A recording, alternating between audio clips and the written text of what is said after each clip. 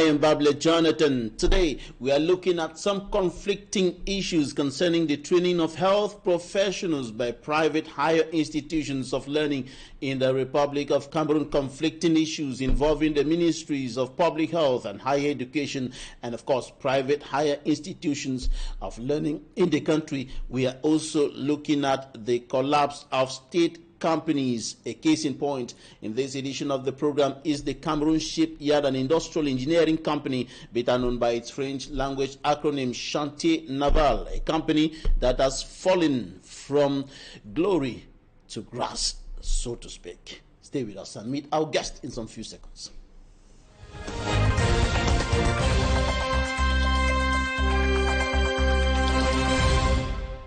Our first guest today is Dr. Nick NGWANYAM. He is a medical doctor, president of the St. Louis University Institute. You're welcome to the program. Thank you very much, Jonathan, and good evening to our listeners. Right, let's begin from the genesis of the issue. Where is the problem with the training of health professionals by private higher institutions of learning in Cameroon? Thank you very much.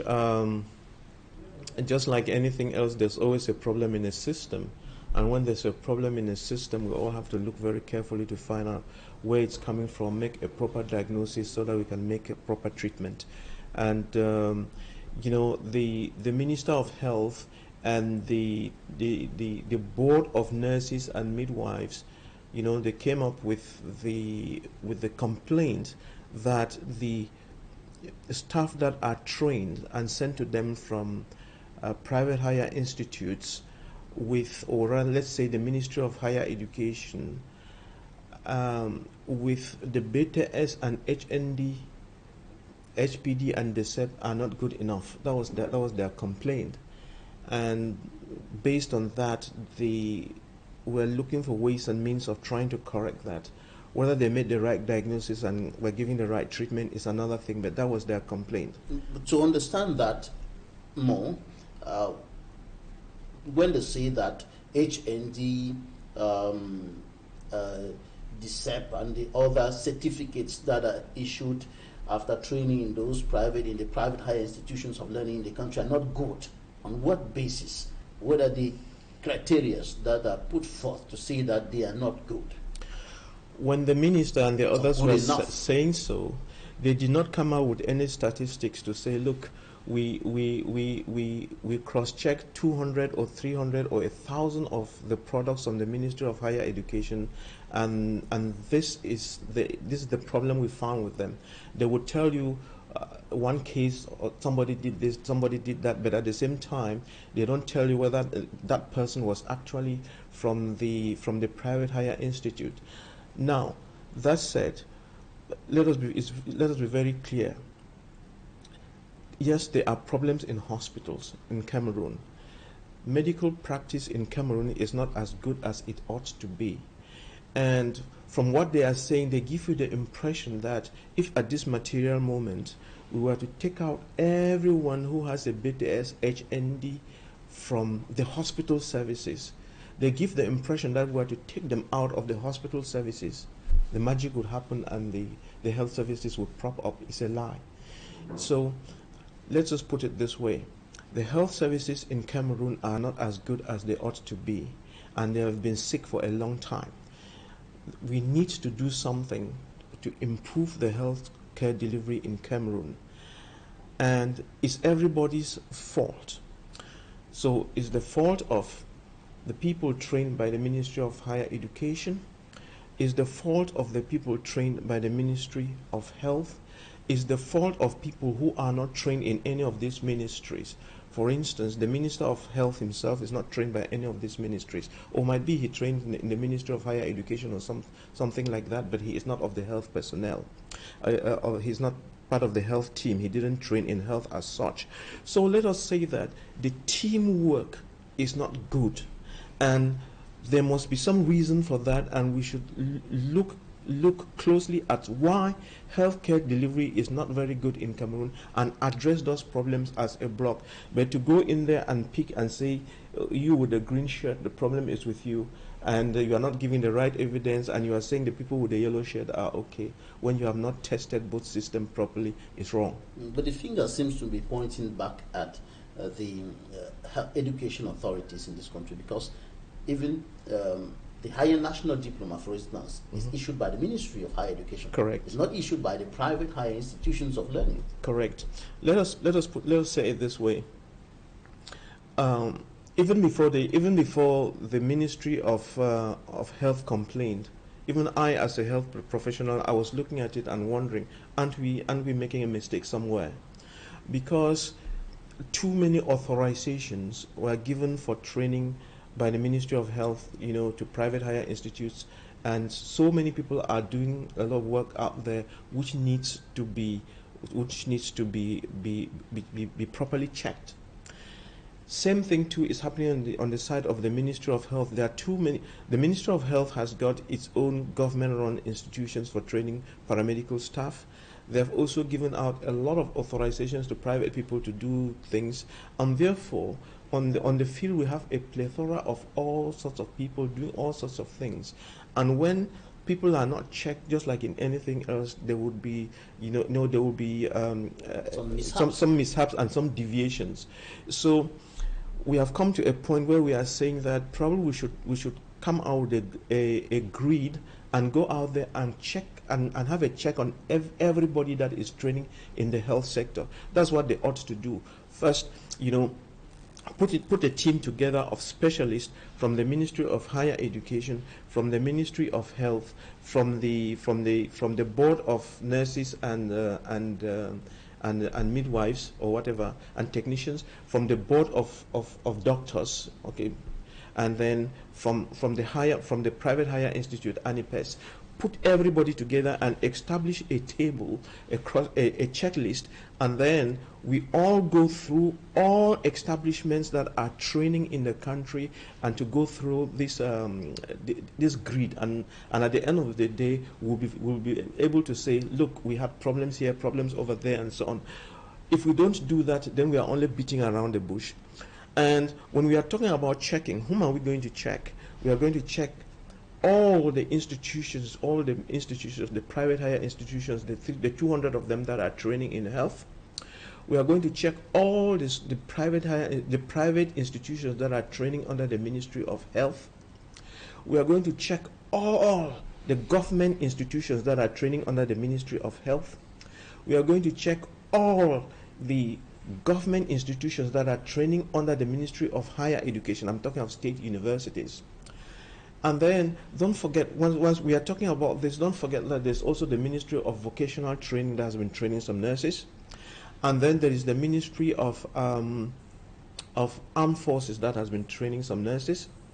And then beyond this, there's another category of healthcare workers that have been trained over the years that are also in there, and we need to know who they are and what exactly they do.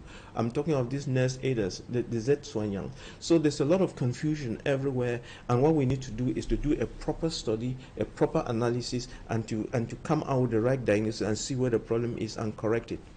There seems to be some kind of cacophony in the sector, with too many government institutions doing the same thing, and private institutions, government institutions doing this left, forward, center. So I think it's nice that we come to a point where we actually define this thing and get to know who does what.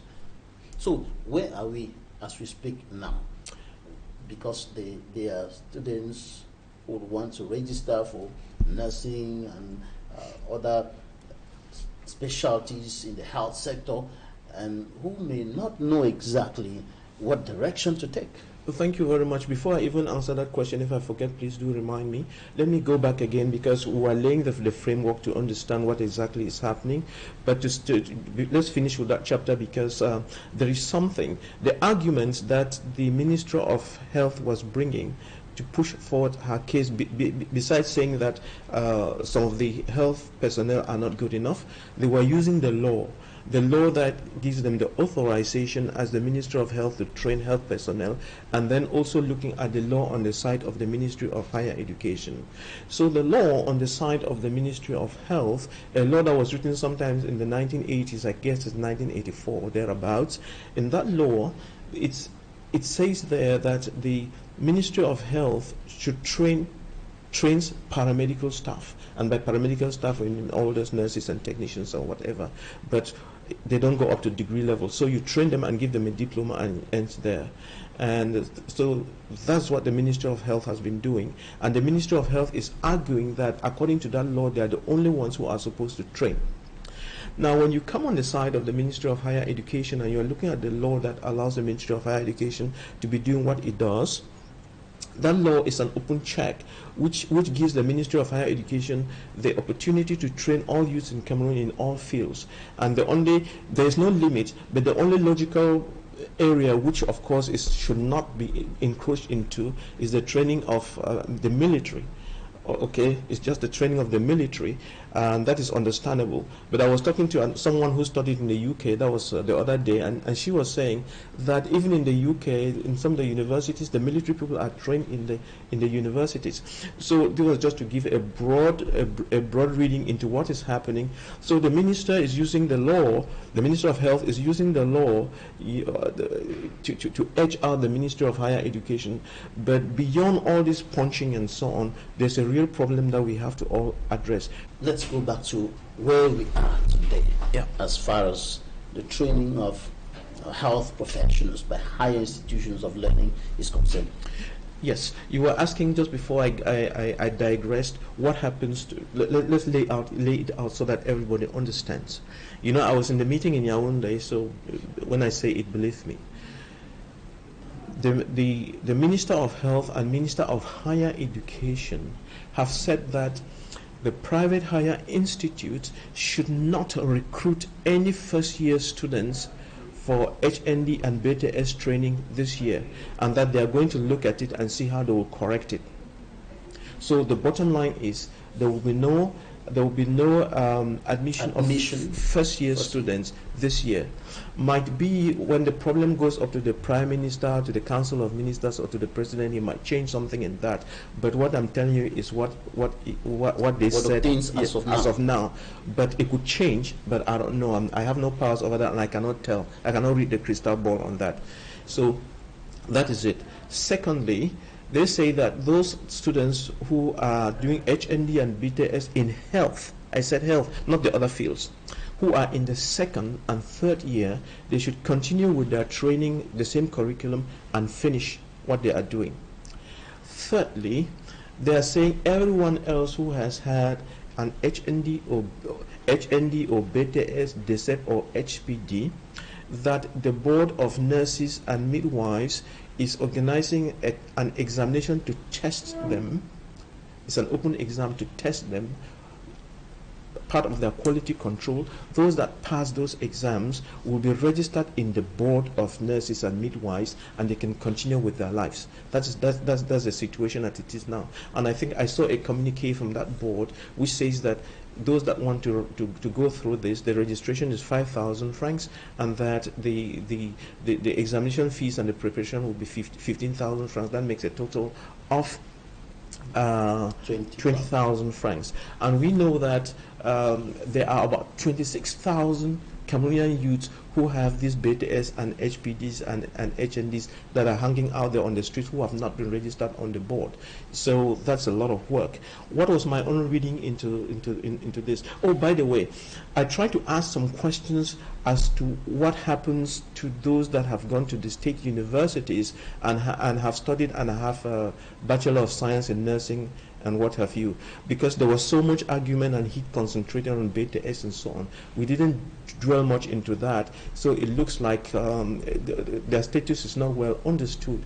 But if the board is saying that, you know, the Ministry of Health does not have any right to train paramedical staff, then if we go by that law, then they are also in a problem, and I think they might be requested to write the same examination. So those with first degrees, if I were in your place, I would just write that examination to be safe if I have not been registered in the board. Doctor, I have a concern about those who may not succeed in that examination, because I've done some inquiries about some things happening in some private higher institutions of learning, which are very deplorable. Correct. Cheating in some of those institutions is just like a normal thing. Cheating. And you see students writing an examination for 5 days and they're cheating from day 1 to the last day. Cheating. Some of the students even going as far as buying intention reports for defense. So such students would likely fail. That's correct. If the exam is really strict, what will happen to them? It's really unfortunate that corruption and stealing is part of our system. When you are talking, what you are trying to describe is not only in private higher institutions. It's in most institutions, even with the government institutions, whatever. It's in our nature. It's in our nature to steal and cheat. So it's so unfortunate. But you know, we went to good schools like CPC Bali, and then, you know, were taught the right things and so on. So you could be writing an exam here, and your friend is sitting there.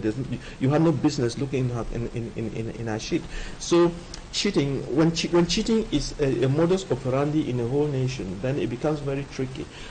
You cannot say that these people are cheating and those ones are not cheating. Everybody is kind of like a cheat, and we need to begin to accept that we are not well brought up, you know, and begin to correct ourselves. Even because you are talking about cheating at exams. What about cheating on the red lights? When you are a responsible person and you run the red light, that's cheating. When you are a responsible person and you eat a banana and you throw the dirt on the streets and so on, you nip everywhere. You go to a toilet, you don't wash your hands. You are corrupt. You know, you embezzle. So it is a mindset. It's a whole package. And even if you're a minister, you steal the state budget. So the small ones are cheating, the big ones are cheating. It's a mindset, it's a character thing, it's an attitude thing. And if we don't correct that attitude thing, just passing exams is not good enough. I'm glad you brought it up. We have an issue of character and attitude in the whole nation. And probably before we run out of time, I would like to say that I asked this lady, Madame Mary, who is a nurse in America, in 2006, what she could perceive as the weaknesses of the training, in the training of nurses and paramedical staff in Cameroon, because she trained in Cameroon and also and was trained in America and was working there, and she named a couple of things, and those things have not changed in the whole nation. Number one, most of our staff, you know, the medical personnel are very weak in anatomy and physiology. Number two, they are very weak in pharmacology. They are not very good in therapeutics. Number three, they are poor in mental health and psychiatry. Number five, they are very rude. No customer service. How, you know, I'm sure you've noticed it. You know, you go to a hospital and you are sick, and so you need this empathy and comfort. But people are talking harshly and rudely to you. So you go to the gendarmerie and the police, they hit on you. You come to the hospital, which is supposed to be soft, they hit on you. You go to the shop owner hits on you. So we're in a country where we keep boxing at each other. We don't know how to communicate nicely in love and truth. Now, so, and then I think the other thing, what was the other thing? So I said we are rude, all those things. I've named them. If I've forgotten one or two, that's not too bad. But there's a reason. I mean, there's a good enough reason for us to sit down and do what we have to do to correct the whole package. If we don't do that, if you do whatever you like, you can give the Ministry of Health all the money on earth. If you don't correct these attitude things and where we are seeing all these weaknesses, the health system in Cameroon will never improve. Right. So what happens to those who fail in that examination that the board will recognize, and do they have the possibility of coming back Yes. in the next session? Yes. the people of the board say that if those that will pass the exams will be registered in the board. Those that will fail will be given a chance to take some remedial courses. I don't know how they're going to organize that, and then the subsequent exam, and if they do pass, they will be registered. That's what they said. But my little fear is that because we are so corrupt, and because they have this mindset which says that those that are trained over here, but they will just go ahead and just be messing up everybody in their marking scheme. So if this thing were done by computer, I would have been very happy. All right, we're going to take a look at what the newspapers reported this week. This is the press review.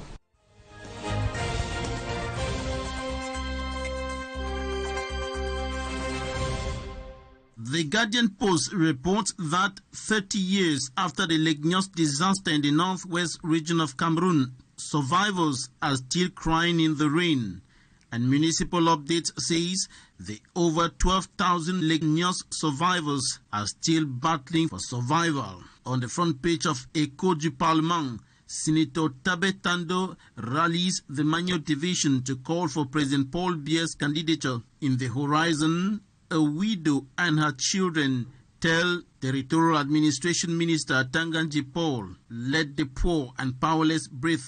The Herald Tribune, medical sanitary personnel training, higher education and health ministries, and embroglio. The Post, Cameroon Teachers Trade Union, CATU, warns principals not to connive in embezzling Parent Teachers Association PTA funds. As reported by Municipal Update, prolonged drought triggers fear of famine in Garwa, while the senior division officer of the Logan and Shari division reinforces measures to combat floods. The Guardian Post highlights the Port of Garwa project as the urgent opportunity to industrialize the northern regions at a time when government just got over 1,100 billion francs CFA funding to boost development from the World Bank. A World Bank report published in Eco Outlook suggests Cameroon is in need of fiscal reforms for sustainable forestry. Cameroon Insider, Yaoundé water supply from scarcity to ubiquity, that is abundant supply. The Voice, Equinoxe flags the National Communication Council in press censorship after the suspension of the program 237 Le Débat. Cameroonians in Canada tell the Median that the new High Commissioner is humble and inspiring. Newswatch, Isayatu's funeral eclipses that of former Indomitable Lion Landry Ngemo.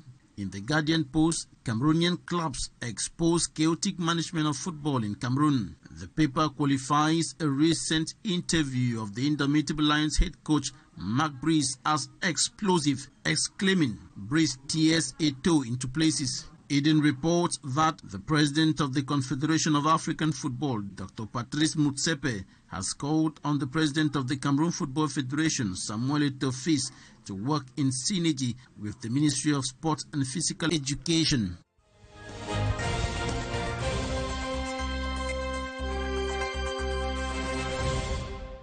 Right, you already started answering this question about the way forward, talking about the revision of the law in order to completely shift the training of paramedical staff from the Ministry of Public Health to the Ministry of Higher Education, because it has to do with education. And what about the military? What about the Ministry of Employment and Vocational Training? Also training? First and foremost, I would say that because this is how it works. The Ministry of Vocational Training and the Ministry of Armed Forces, they are training paramedical staff, right?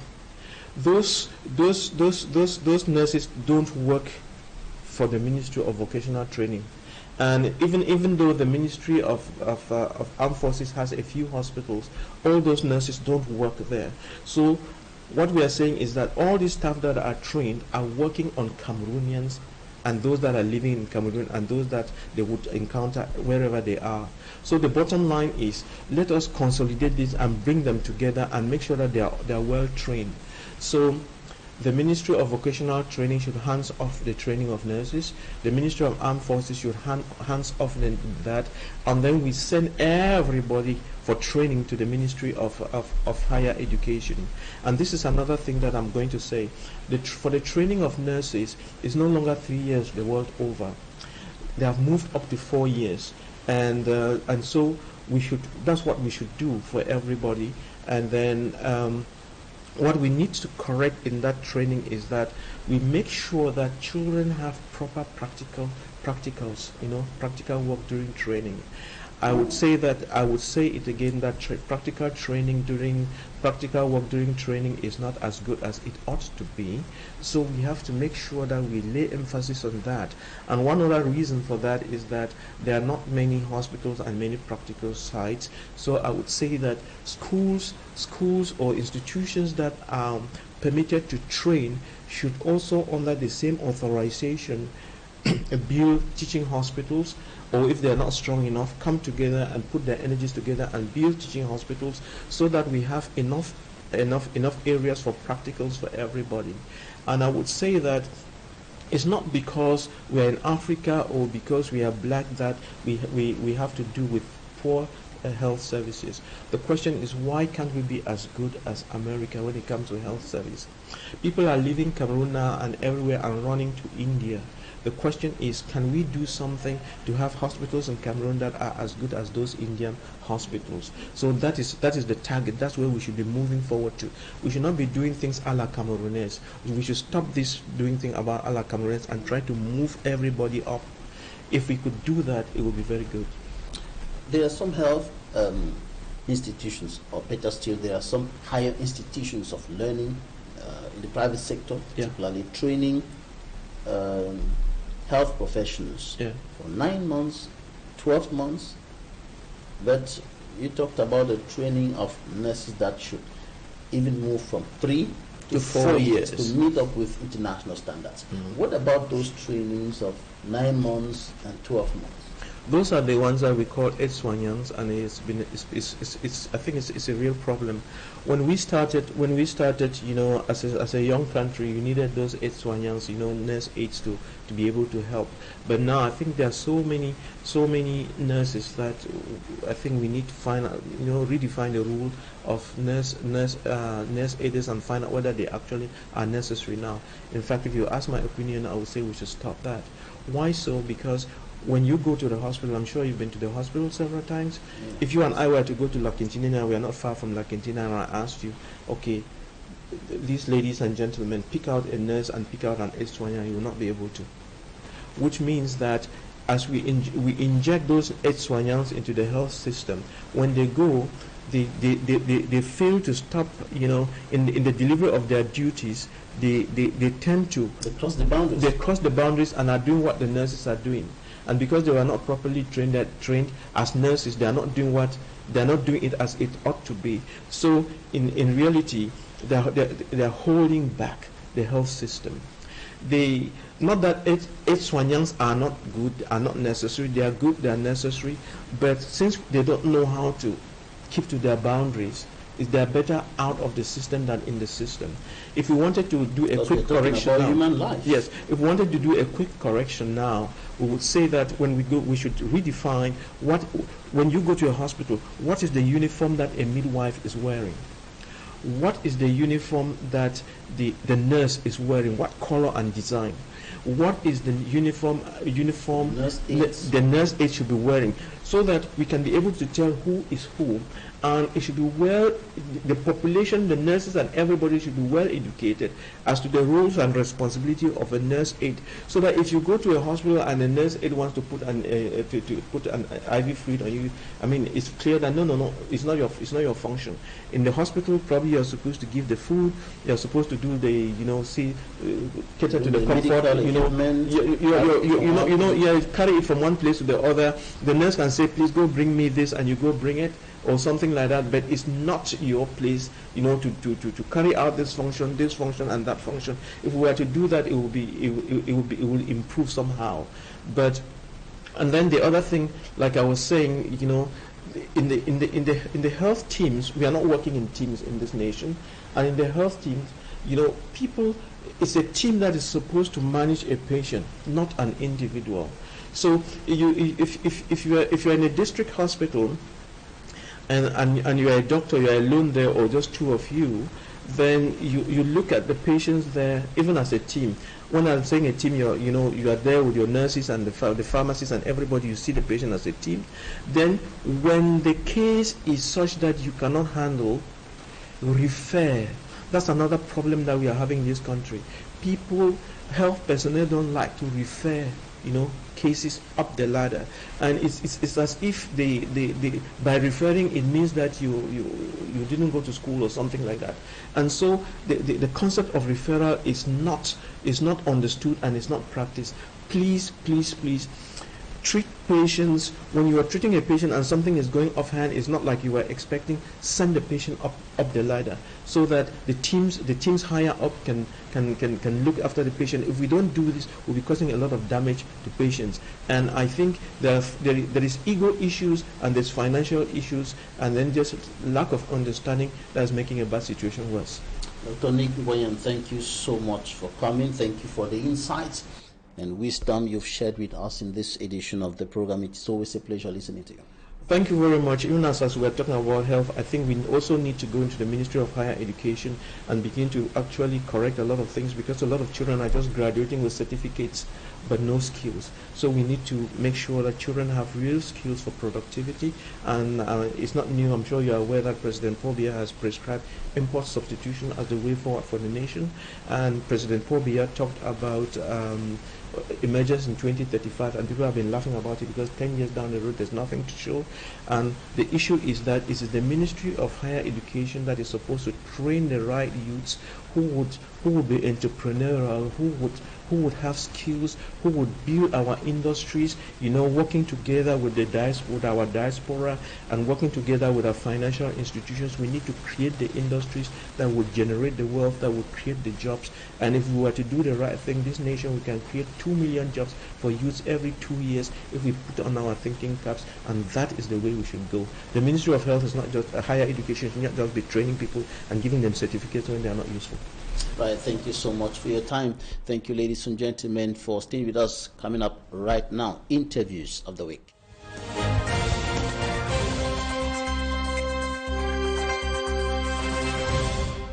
The road is really bad because a day I used to make 5 trips a day, but now if I can try and make 2 trips, and if you can look, the car, the under of my car is scattered because of the bad road. There is too much traffic. One cannot make it. You cannot make 2 trips a day from Boya to Douala because a lot of potholes. At my 16 is the worst. My 16 to Motengene is the worst. That someone can spend about 4 hours, 5 hours from my 17 to Motengene. Just to cross my 16 is not easy. Let the government see on what they can do to help us on the issue of roads. If they can maintain our roads from Boya to Douala, it would be fine for us because it costs a lot of expenditure on consumption of fuel and maintenance of vehicles. If the road stays this way, it shows that those students living in Maiti will not be able to go to school because there's so much traffic and the taxis are refusing to come to Maiti because they will be stuck in traffic. I'm proposing that even 1 technical school and 1 secondary school should start in Konye town, and the government should mobilize security for those teachers to come back. Delegates should see the regional delegates so that our teachers can come back to the schools that are functioning. National authorities to go deeper, the various villages, to talk, discuss, negotiate with all those who are disturbing peace and security there.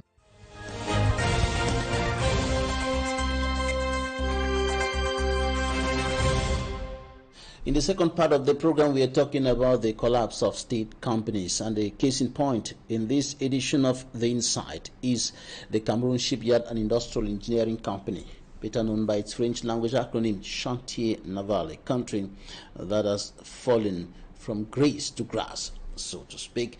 And we're going to be looking at the present state of the company, what has happened to the company, and the way forward with an employee of that state company.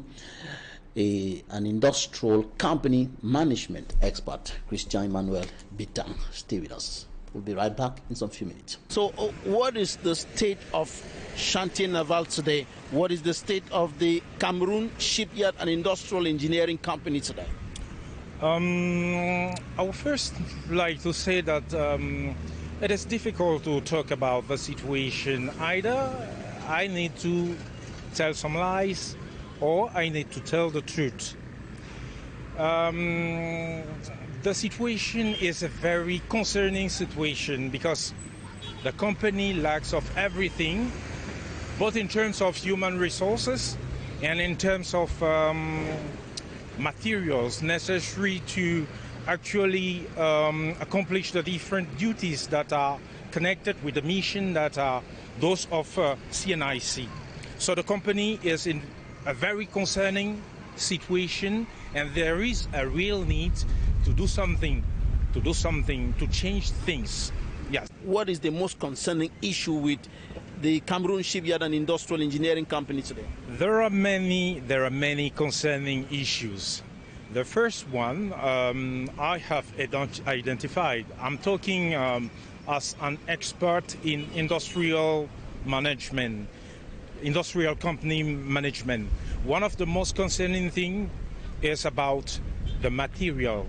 Actually, Cameroon Industrial Shipyard lack of material. But apart from that, because when you are a company such as CNIC that has withstood a glorious past, a glorious history in the past, you can go through difficulties, and it is the duty of the top management to find solution apart from taking reasons to explain why things are not moving the right way. So there is also an issue with the top management that has been appointed, and it is the responsibility of our authorities, that is just people that are governing us, to take the suitable decision to appoint the right person.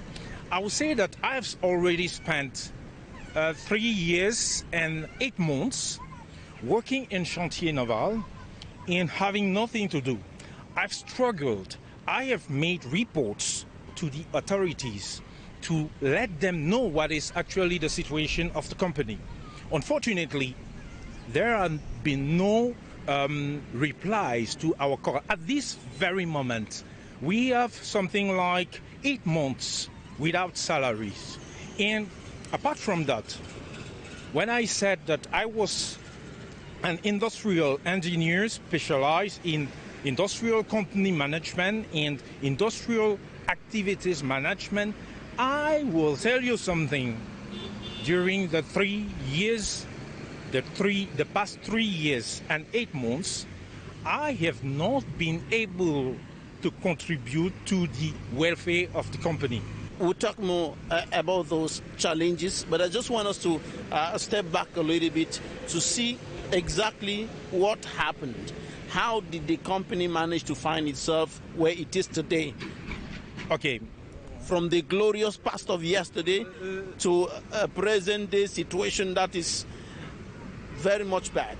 You know, the company was created from the old Office National des Ports du Cameroun.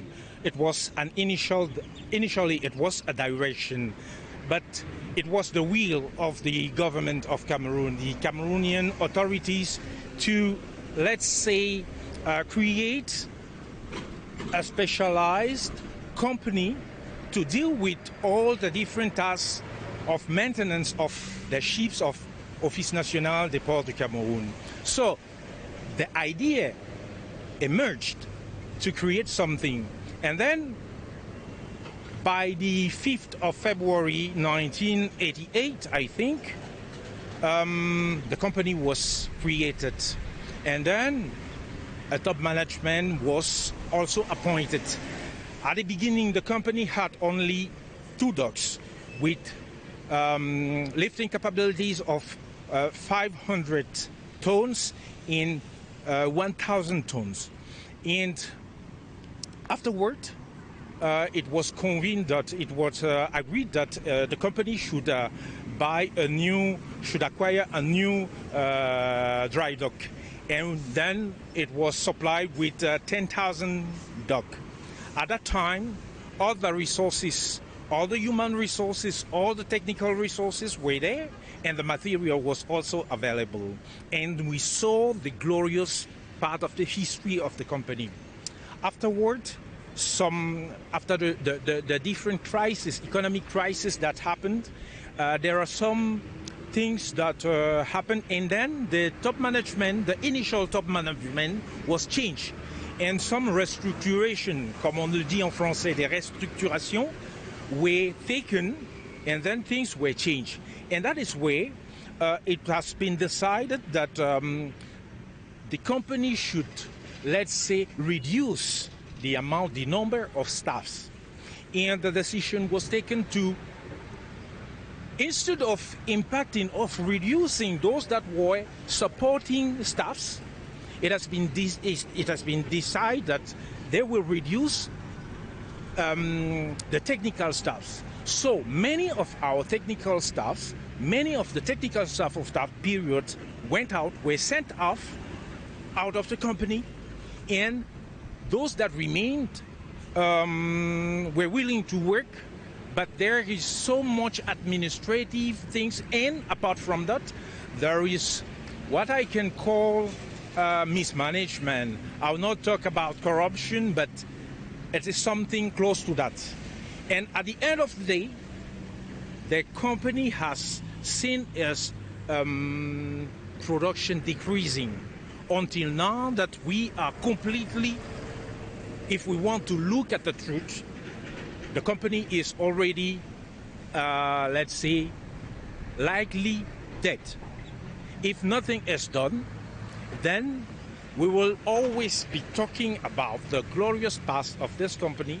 The glorious past that many think that started taking a downward turn after the departure of Zacchaeus Mungwe Fonjindam. Yes. And what actually happened after that? It looks like after his departure, the company started going down at a greater speed.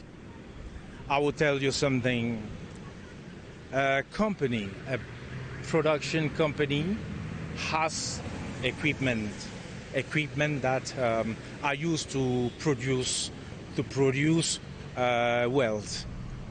Those equipment has to be replaced by new ones to expect the performance of the company to remain at the same level.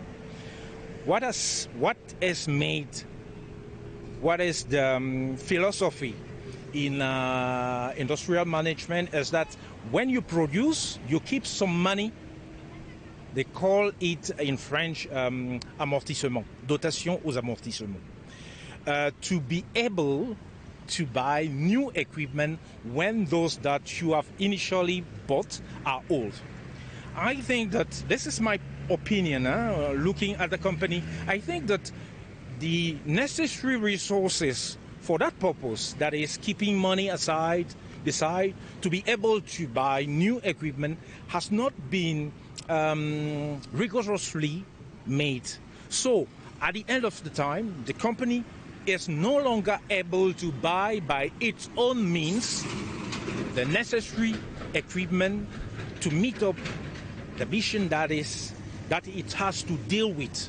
You understand?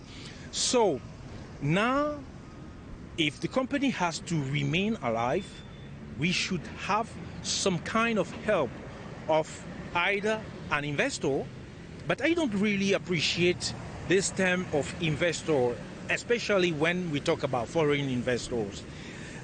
My deep belief is that we can look at the difficulties that the company is now going through as opportunities. Which opportunities? Opportunities for us Cameroonian, national Cameroonian, to handle these difficulties by our own means with financial support of the government. It is possible. I am completely convinced of that. But I don't know what has happened to, I will not say what has happened, but I don't know what way the things that made Mr. NGWANYAM to be sent off out of the company. I don't know. I've not actually discussed deeply about the issue, so I cannot speak about that.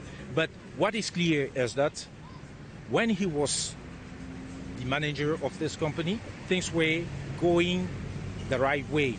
Let me get to know more about your efforts to revive the company.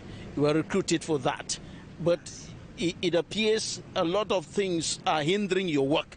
You said earlier that for the past 3 years, you've not been able to do something concrete in the perspective of reviving the company.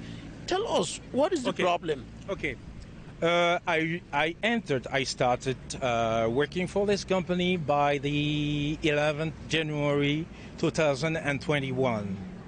Initially, I was recruited to be the deputy field and commercial and operational manager. Deputy commercial and operational manager. But when I arrived here, I have had the opportunity to visit all the different services and departments of the company. And I made a small kind of diagnosis about what are our strengths, what are our weaknesses. And apart from that, I also sorted what were our opportunities and threats. So I have tried to discuss all this with the top management, but they have refused. I've almost spent something like 3 years and 8 months, and I have been given no mission. I have been attending to meeting only to be menaced, threatened by my general manager. And I don't know how I can contribute if I am not free to do so. The company lack of engineers, but they are schools. I'll give you an example. By 2017, there was a market with Urban Council of Douala to build a vessel that could enable population of Manuka to travel on that vessel and to enable them to, let's say, to enjoy and live a better life with a better connection with the hinterland. Since then, nothing has been done. When I came, because dealing with the design of a vessel is just the same as dealing with the design of a Toyota Prado, for instance. I'm talking about Toyota Prado because most of our elders like this kind of stuff. But dealing with the design of a vessel is just like dealing with the design of a Toyota Prado. That is all the different elements that are inside, that are integrated in that particular product, has to be designed. You can take the time to design one component, but when you have thousands of components, that is a switch in the vessel, the brake system, the elevators, in all the different trains that you have to integrate, you need people. You need human resources. We are full of technical universities, technical schools, higher level technical school, but we cannot take those students that can learn by dealing with actually very concrete projects such as that one. I am alone to deal with that. I have no resources. I have spent something like 4 years before having a computer. How can an engineer work without a computer? How can you expect an engineering company to be performant without those kind of material? I think it is just a nightmare. Let me get this very clearly, Yes. because this seemed to me like something that is unacceptable. A computer is a basic equipment. Are you saying that it took 4 years for you to have a computer? 3 years. 3 years to have a computer? I spent something like 3 years and 8 months. I'll tell you something. When I go in, I was initially, before I came here, I am an engineer from Nobel Automotive in France, a company specialized in supplying automotive industry with some different kind of parts, especially part located within the engine environment. When you enter such a company, the first thing, before you start anything, as an engineer of as a top staff, top management staff, you are given a computer. You are given a computer not to joke with it, but to work with it, because you have so many things to do. Cameroon, to deal with design of ships and vessels, we need computers. If you see a company such as CNIC without dedicated softwares, without the necessary materials, and without the capability of the top management to realize what is necessary, I've held discussion with people at the Presidency of the Republic, with people at with staffs, high-level staffs at Prime Minister office, but time has passed and nothing has changed. So they are aware. I don't know if the President of the Republic is aware of that, because I think that the President is very busy, and you know his age. He cannot actually handle each and every problem within the country. He has to be, let's say, assisted by people around him to give him the right information, to let him take the right decision. They even have the duty of suggesting him the right decisions to take. I have informed everybody. I have informed the Prime Minister. I have informed all the different companies that are member of our Board of Chairmen. And unfortunately, nothing has been done. I remember my former wife, because due to all this situation, I'm actually divorcing. It has had an impact in my personal life, but this is not very important. She was saying, go back to Europe instead of staying here. I told her, this is our country. We are the one to build our country. It is not other people that are going to come and build our country. If there are sacrifices that we have to go through, then we need to go through those sacrifices, and we will be waiting for the right decision to be taken in order to, let's say, give a new breath to this company. And I hope that it is going to happen. And that's why you decided to stay here, yes. not to go back to France, but to stay here and put in your technical, your expertise at the service of the nation. Yes. You are saying this about your decision to stay in the country and put your services at the, put in your efforts for the building of the nation, for nation building, at a time when many Cameroonians are struggling to go out of this country. They are struggling to go to Canada, to go to the US, to the UK, to France, and everywhere around the world. So, what gives you that conviction that we can make it here? Because many don't believe anymore. Many just look at this country and say, oh, there is really nothing that we can do here anymore. But you believe that we can make it here. I would like to say something. If other countries are beautiful, it is because of the commitment of citizens of those countries. So if Cameroonians with, let's say, a new governance decide that by the upcoming 10 years we become a developed country, then we can achieve that goal. because Cameroonians are talented. I always say that I don't have the right to believe that no Cameroonian can actually cook ndole because I don't know how to cook ndole. So we should not believe that no Cameroonian, no Cameroon citizen can actually handle the challenge of developing this country if we are not able to do so.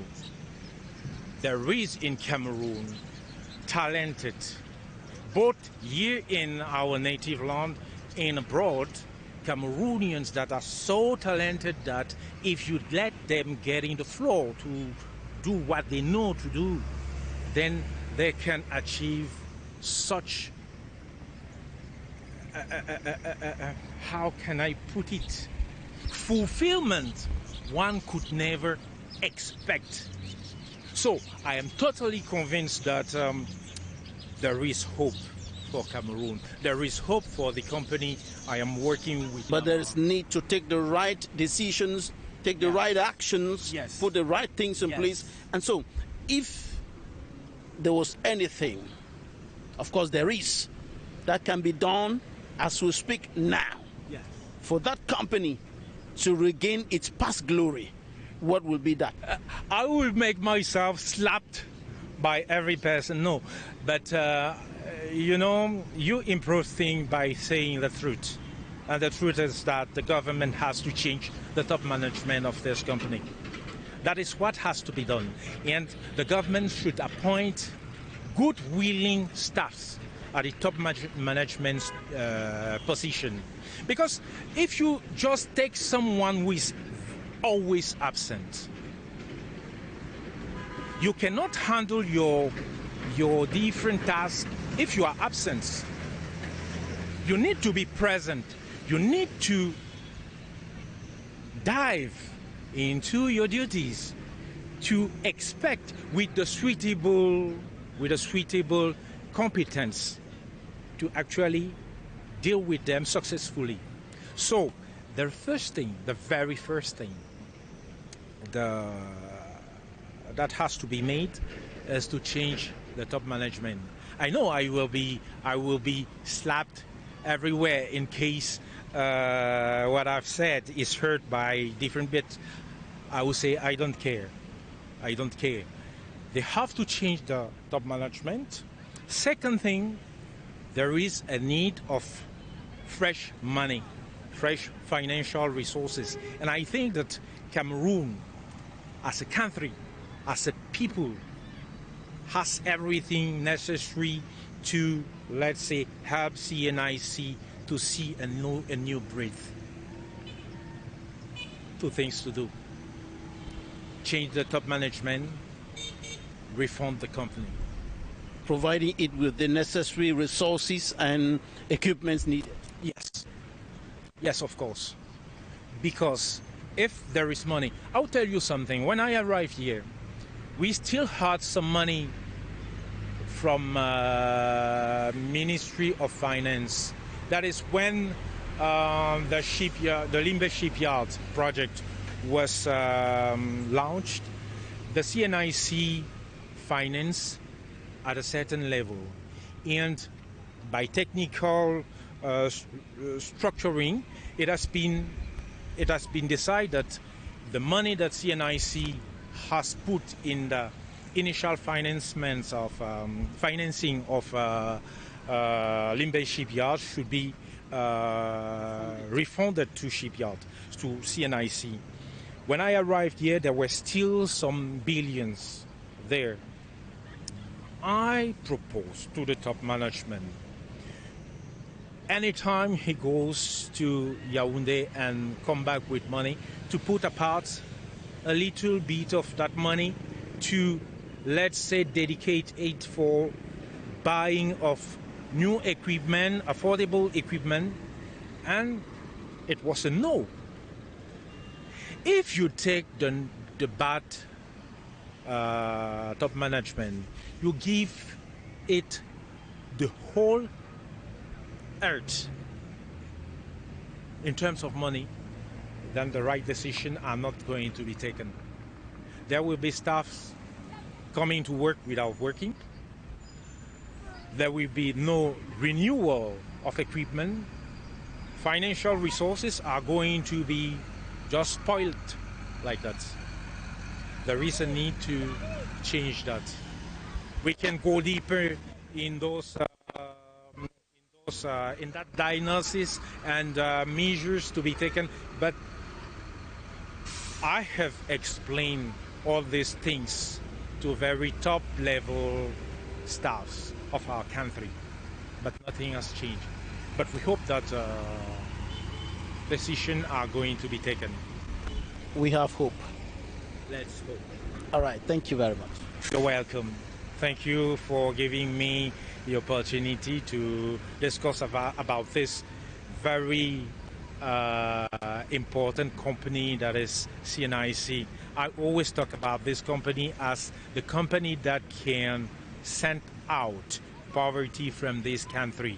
Right, and that's it for today's edition of The Insight. Thank you so much for your kind attention. If you missed the program, you can follow us on our social media handle on YouTube and on Facebook. And you can also follow the rebroadcast of the program on Friday at 5 p.m. Thank you for your kind attention. Goodbye.